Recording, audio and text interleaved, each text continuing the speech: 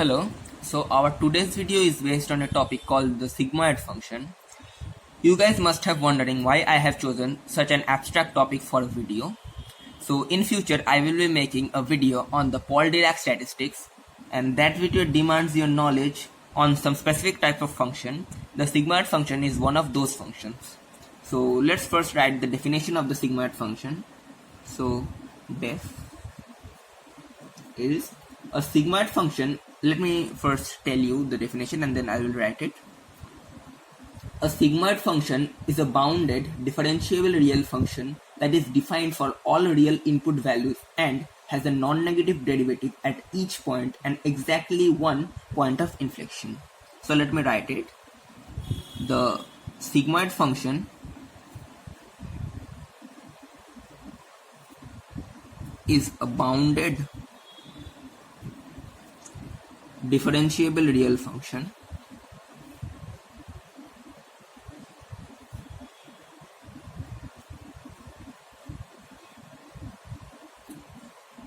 that is defined for all real values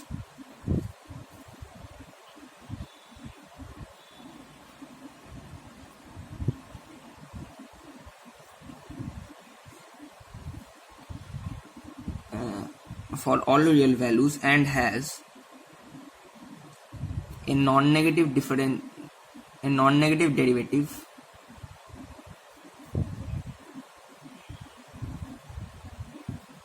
at each point and exactly one point of inflection.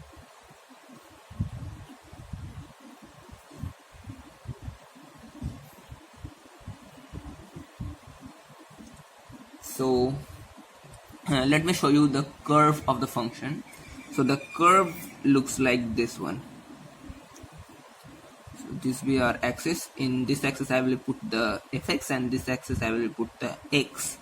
So the curve looks like kind of this.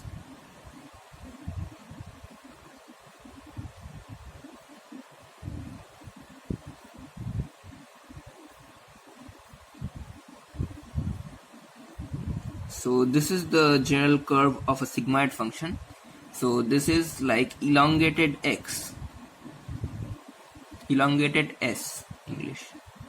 So of course this function has some very definite properties. So let's write down the properties. So properties. So the first property is this function is monotonic.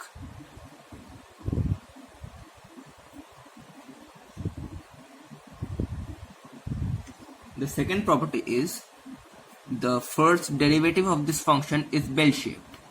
The first derivative, that is the first derivative of this function is bell-shaped. So let me give you an idea what a bell shape is. So the first derivative of this function kind of looks like this one. So this is generally a bell shape. So if you guys comment that I should make a video on the bell shape function, so please let me know in the comments. And the third property is the reverse of this property, that is integral of any non-negative continuous bell-shaped function will be sigmoidal. That is, the integral of any non-negative continuous bell-shaped function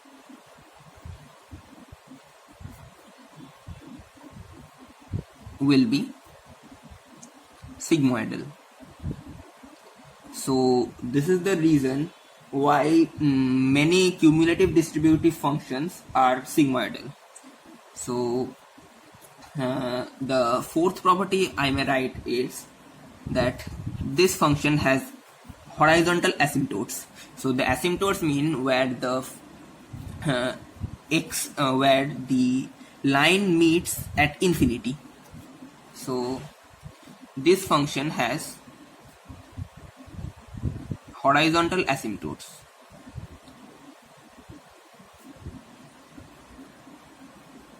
So let me give you another idea of what an asymptote is. So wait. So you guys must have shown this curve where xy is equal to c, which is rectangular hyperabolic curve. So this curve kind of looks like this one, which is this and this. So you can see that this curve for not any real value, so I can write it as x is equal to c by y or y is equal to c by x. So you can see that when x tends to infinite, y tends to 0. So that means for no real value this curve touches y, but when x has a very large value, this curve nearly touches the y-axis. So this concept is known as the concept of asymptotes. So this curve also has two asymptotes, and these asymptotes are horizontal, and this curve has both horizontal and vertical asymptotes.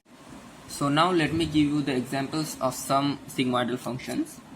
So the first example I will be giving is the logistics function.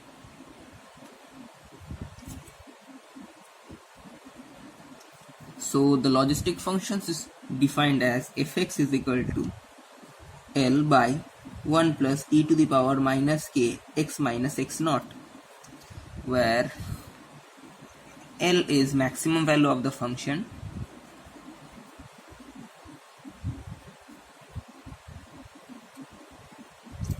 k is steepness of the curve,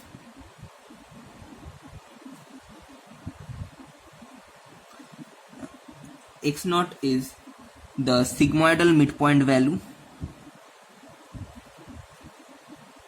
It is the sigmoidal midpoint value. So what does the maximum value of this function means? That e to the power any number, because e is positive, will give us any positive value. So that means the denominator is 1 plus some positive value which is greater than 1. So that means the total function will be L divided by something greater than 1. So that means the value of the function will be lesser than L. So that is the L is the maximum value of the function. So this is an example of the sigmoidal function, the logistics function. So let me know in the comments if you guys want me to do a video on the logistics function. So the next function is going to be the hyperbolic tangent function. That is this function, hyperbolic tangent function. This is defined as fx is equal to tan h x, which is equals to e to the power x minus e to the power minus x by e to the power x plus e to the power minus x. So this is also another example of the sigmoidal function. The third example is going to be the error function.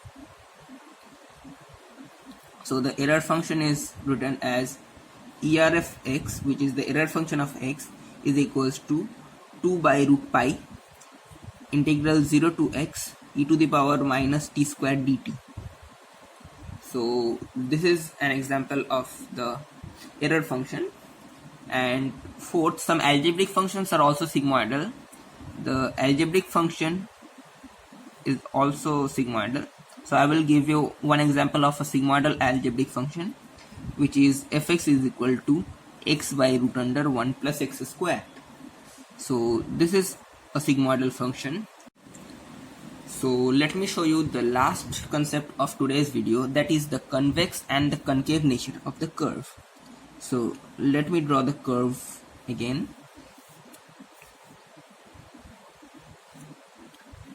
So this is the curve, and these are two tangents.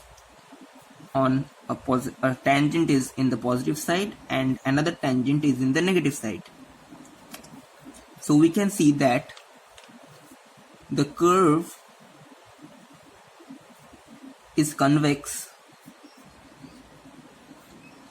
for values less than 0.